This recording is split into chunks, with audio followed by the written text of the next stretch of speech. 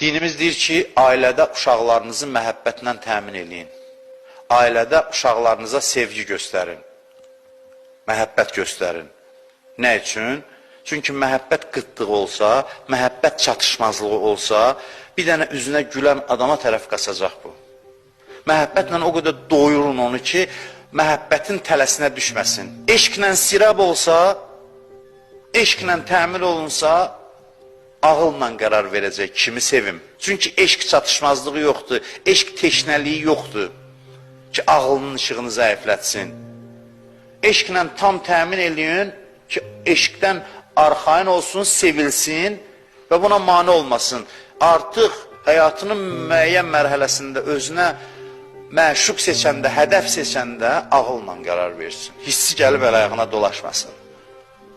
Tez özündən getməsin.